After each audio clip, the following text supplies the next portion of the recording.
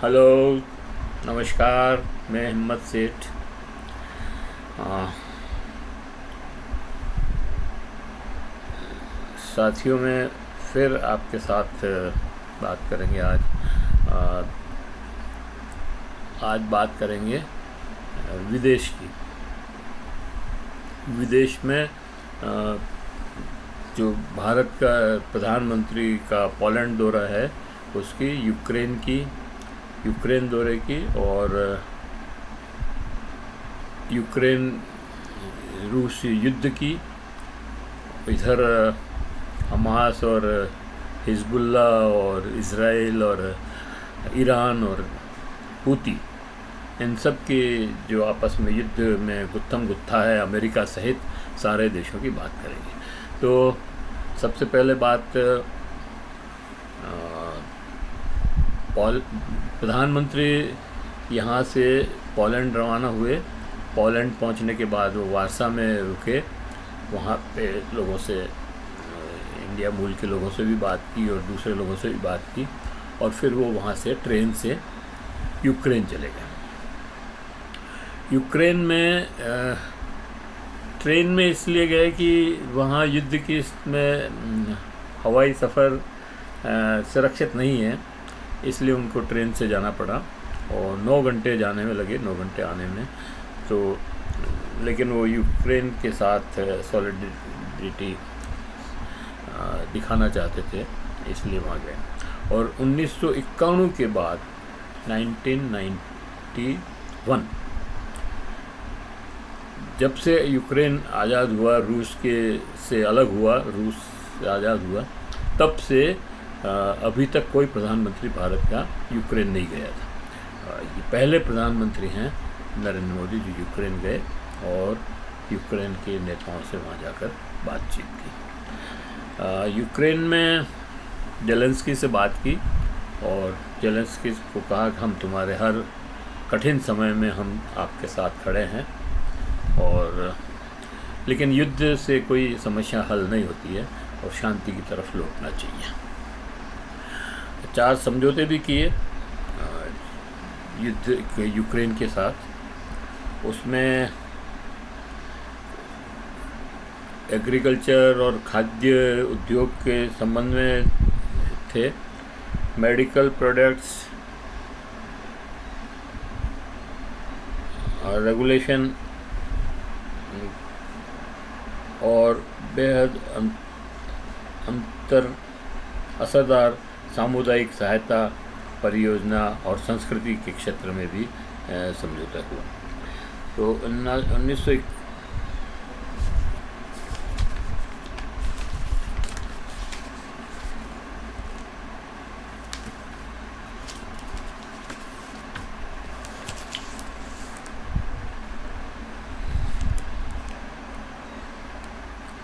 शांति की बातें भी की, लेकिन युद्ध रोकने की, और लेकिन जेलेंस्की ने उन सब बातों को नकारते हुए रूस से अपना युद्ध जारी रखा, और सैनिकों को उन्होंने रूस के अंदर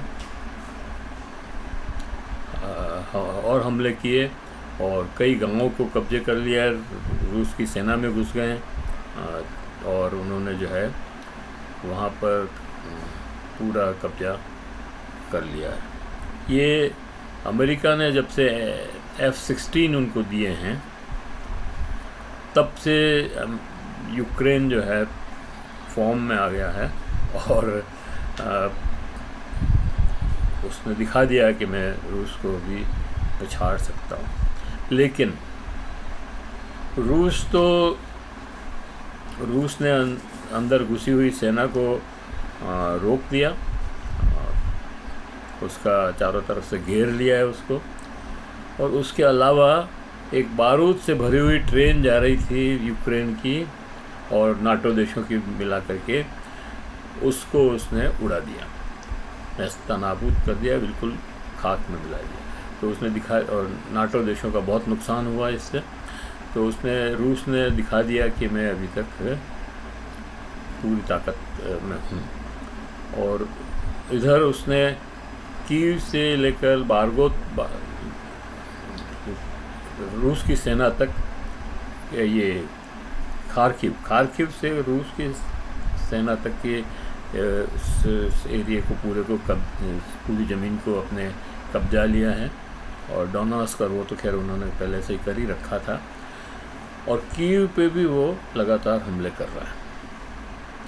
तो ये उसकी रूस की स्थिति है। और यूक्रेन इसमें अमेरिका की मदद के और नाटो देशों की मदद से जो है रूस के अंदर भी घुस गया है। अभी युद्ध तो क्या रुकेगा और क्या होगा कुछ नहीं कह सकते हैं।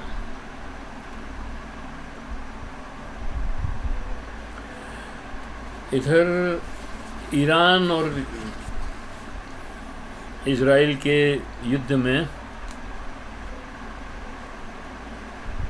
ईरान ने एक धमकी दे रखी है कि हम इसका बदला लेंगे और इजराइल पर हमला करेंगे। उसको लगभग 7-8 दिन हो गए, लेकिन अभी तक कोई हमला नहीं हुआ। और ईरान इस दुविधा में है कि वो हमला करे, सीधा हमला करे, या प्रॉक्सी जो उसके प्रॉक्सी हैं उनसे जो है हमला करवाए।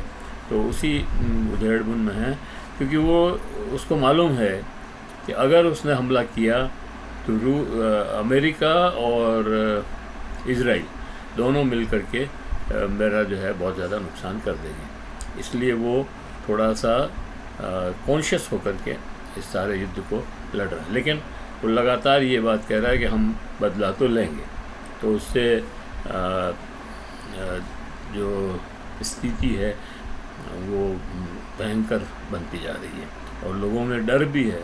इजराइल में भी खौफ है, अमेरिका में भी खौफ है, कब पता नहीं कब ईरान कब हमला कर दे।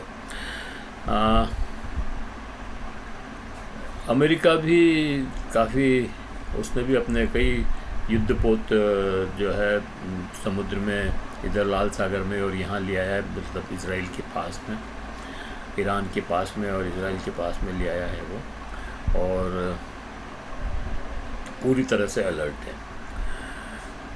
लेकिन इधर हिजबुल्लाह जो है हमला करने वाला था इजराइल पर, लेकिन इजराइल को उसका हमले के पहले पता लग गया। तो हमले के पहले पता लगने से उसने 100 हवाई जहाज से, मतलब युद्ध के जहाज जेट एयर से हमले कर दिए और लेबनान को बहुत नुकसान पहुंचाया। और लेकिन हिजबुल्लाह ने भी रुका नहीं।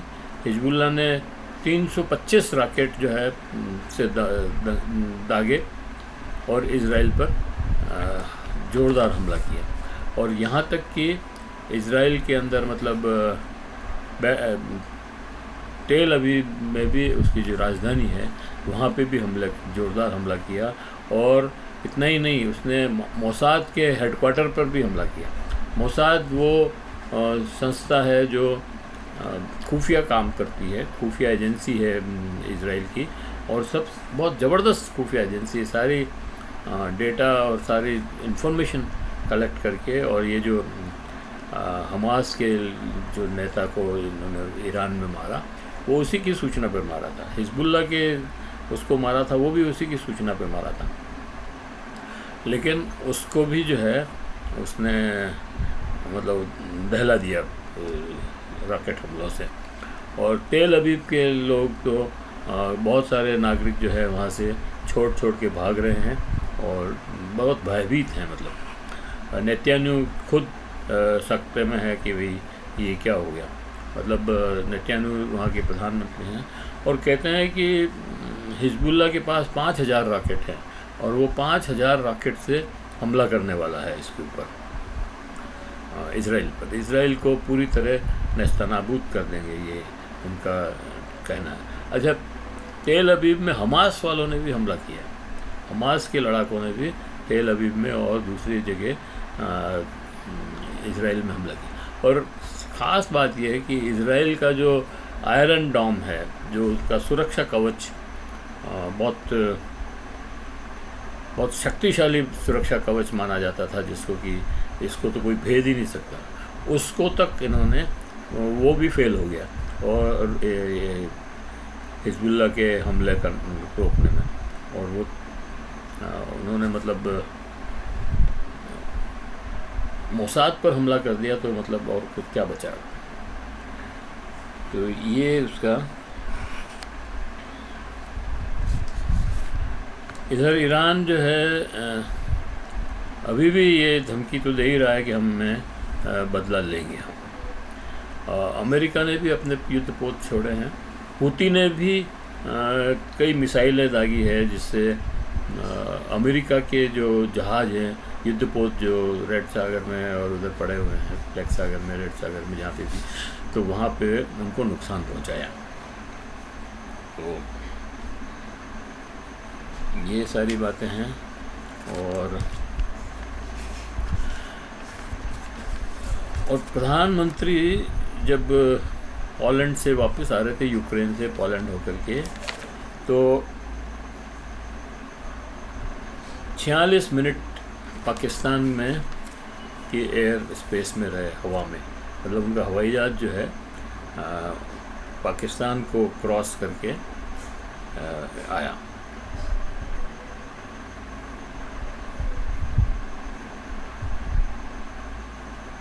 चित्राल से वो जो है पाकिस्तान में घुसे थे और फिर इस्लामाबाद, लाहौर और होते हुए अमृतसर आए। तो अमृतसर तक पहुंचने में उनको मतलब 46 मिनट लगे उस पूरे एरिया को कवर करने में। तो पाकिस्तान में ये चर्चा है कि नरेंद्र मोदी का जो ये जहाज़ है वो पाकिस्तान में क्या कर रहा था, 46 मिनट कैसे लगे। मतलब वो कोई अंदर रुके हुए नहीं थे, लेकिन वो तो क्रॉस किया उन्होंने। तो ये एक चर्चा का विषय है पाकिस्तान के अंदर भी। फिर आप समझिए कि अब बांग्लादेश में जो परिवर्तन हुआ है मित्रों,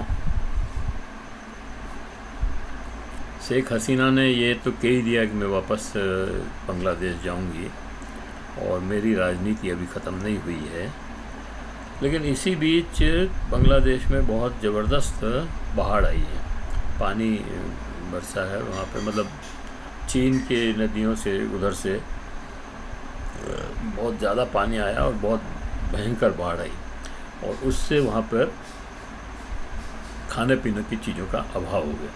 अच्छा, इधर भारत से जो फूड प्रोडक्ट्स जा रहे थे वो बंद हो गए, और युद्ध के बाद, मतलब ये दंगों के बाद या शेख हसीना की तख्ता पलट के बाद फूड प्रोडक्ट्स जो जा रहे थे वो बंद हो गए। और उधर चीन से आ रहा था माल, वो रुक गया क्योंकि बाढ़ आ गई बीच में। तो इसकी वजह से वहाँ पर क्राइसिस पैदा हो गया और खाने की चीज़ों का बहुत अभाव हो गया। तो ये है मामला। इसी तरह से मालदीव में भी बहुत चक्कर पड़ रहा है। मालदीव का भी हालत, क्योंकि भारत से उसका आयात बंद हो गया है, तो भारत जो निर्यात करता था, और ख़ासतौर से फूड प्रोडक्ट निर्यात करता था, मालदीव में भी खाने के प्रोडक्ट्स की क्राइसिस हो गई है। तो ये जो मोटी मोटी खबरें, अमेरिका में कमला हैरिस ने ज़बरदस्त बढ़त बनाई है और ट्रंप को जो है चुनौती दी हुई है। और बाइडन ने भी अपना सारा काम, अभी राष्ट्रपति का जो काम है वो शायद कमला हैरिस को सौंप दिया है, और वो मतलब विश्राम की मुद्रा में है। तो ये मोटी मोटी खबरें थी विदेश की और देश की, और जो भी विदेश की खबरें थी, ये दुनिया में क्या हो रहा है उसकी एक झलक कहना चाहिए, वो थी।